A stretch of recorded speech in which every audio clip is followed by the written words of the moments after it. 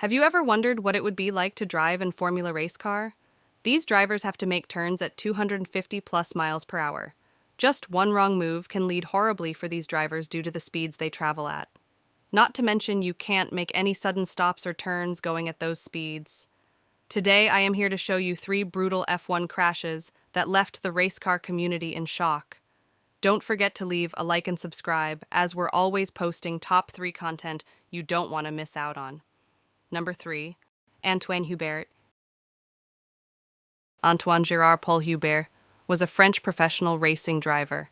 He was the 2018 GP3 Series champion and a member of the Renault Sport Academy, as he was qualified to race in the 2019 F1 Belgium Grand Prix. However, Antoine was offered to take an F2 race that was also in Belgium. Knowing Antoine, he took the race. However, a sudden turn in events took place as Hubert was killed in a multi-car accident at the start of the Formula 2 race at Spa-Francorchamps on August 31, 2019.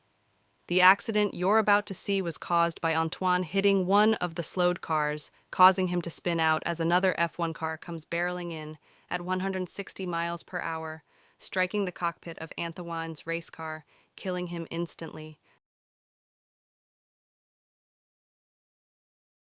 Commitment do they have through Eau Rouge actually to Free saying that Huon is a more interesting go on. Oh, there's a big crash there. There's a car who lost it.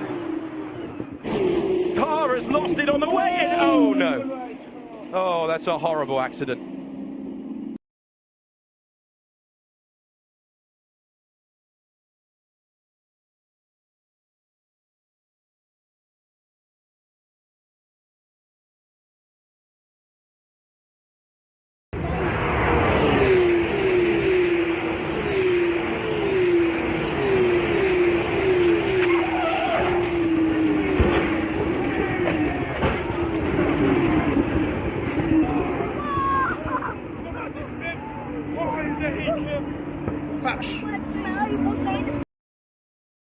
Number 2.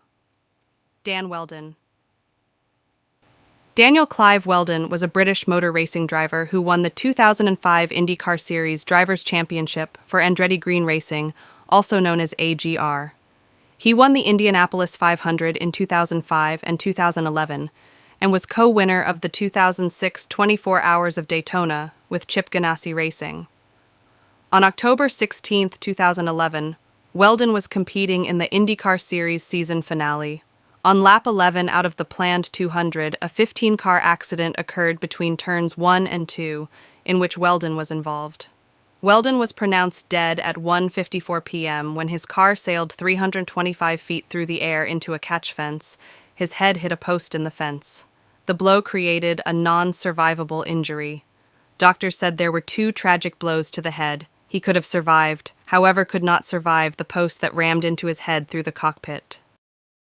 With him, and one thing he was worried about going into this race was all that dirty air created by 34 cars. But right now, the position he's in, he actually has a small advantage because everybody else is opening the air up in front of him, and he... Oh, here we go. Trouble, contact, and a huge crash. Up in turn number 2. Oh, multiple cars involved. It's very painful to watch. It is. It's heart-wrenching. You know these people as competitors, as sometimes they're angry with what you say about them on the air, but trust me, when there's these moments, there it is right there, and that's the the impact you were talking about, Scott. Cockpit towards the... And as you mentioned, Eddie Carr is just going for the same spot, and at this speed it just starts to go sideways. Cars start to climb up and over, and as further cars continue to come into frame, you'll see cars starting to slide through. Number 1. Alex Zanardi American Memorial Race. Alex Zanardi won the kart championship in 1997 and 1998 and took 15 wins in the series. He also raced in Formula 1 from 1991 to 1994 and again in 1999. His best result was a 6th-place finish in the 1993 Brazilian GP, as Zanardi was racing in the American Memorial Race. Zanardi makes a pit stop for fuel with 13 laps to go when his crew is done. Zanardi heads back toward the track and ideally the top of the podium.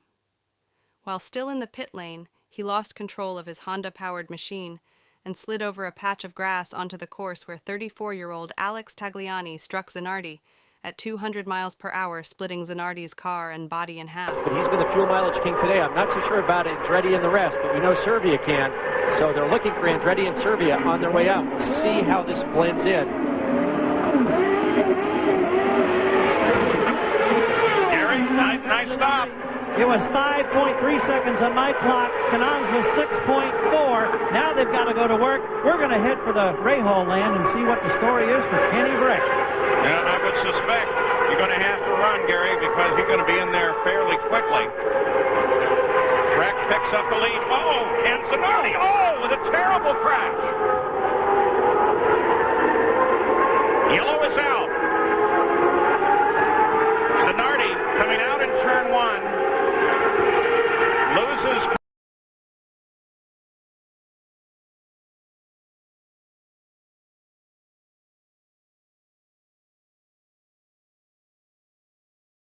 Critical. He's had severe injuries to both of his lower extremities, has had significant blood loss, but he is responding. He is breathing on his own. So we're sending him to the Berlin Major Trauma Center. Alex Tagliani is awake and alert. He's moving everything. He has only back pain. We think he may have a minor injury to the small of his back. Otherwise, he's okay. They're both going to the same hospital in Berlin.